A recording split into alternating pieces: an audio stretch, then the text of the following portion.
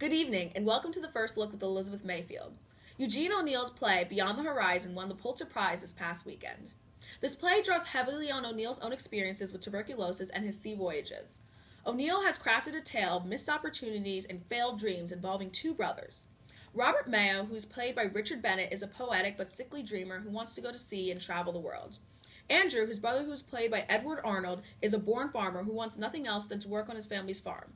Because they fell in love with the same woman, both brothers choose to go against their natures. Arthur Hornblow of the New York Theater magazine says Edward Arnold was satisfying as the wholehearted farmer lad. You can view more of this Pulitzer Prize winning production at the Morosco Theater located at 217 West 45th Street. Now to Ruby Pardon with breaking news. Hi, I'm Ruby Pardon with the breaking news. An earthquake shook eastern Massachusetts and New Hampshire today, causing damage to houses. The fifth recorded quake in 3 centuries of New England's recorded history frightened residents breaking foundations, windows, and tossing furniture. Several residents disregarded the danger of the earthquake and ran in the middle of the streets to observe in amazement. However, others sought safety in their home cellars. Instead of an earthquake, many believed a powder mill had exploded or an explosion occurred at the harbor forts. Earthquake shock recorded by the seismograph station of Harvard University at 9:23 p.m. The shock was of 4 minutes duration. Stay tuned for further news and stories. Hello, I'm Sydney Flake with an update of the issue of communism in America. Following the formation of the Communist Party last year, a small group of Americans who are both conservative and progressive have made it their mission to change our capitalist society. Attorney General A. Mitchell Palmer made sure no Bolshevik revolution would happen in the U.S. Between 1919 and 1920, Palmer ended up conducting raids and deporting 249 Russian immigrants, viewing them as danger to American security. To ensure American society continues to be secure, Palmer sponsored the creation of the FBI, the Federal Bureau of Investigation.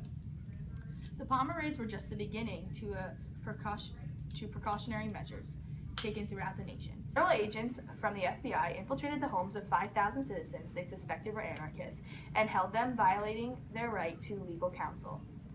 Bonus Bolognas.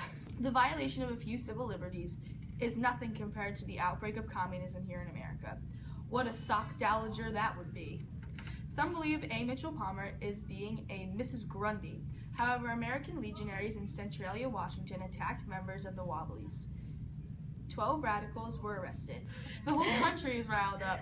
5 socialists were demoted from their representative positions. What will happen next, old sport?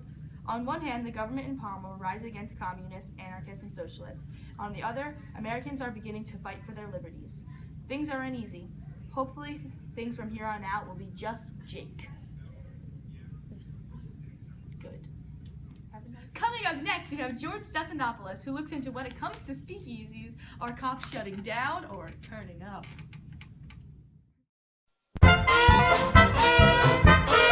And today, Sorry guys, we have how much time? Okay.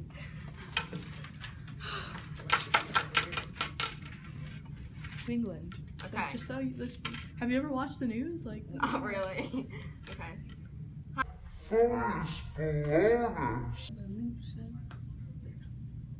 Okay. Coming up next, we have George. Would you shut up? I'm sorry. You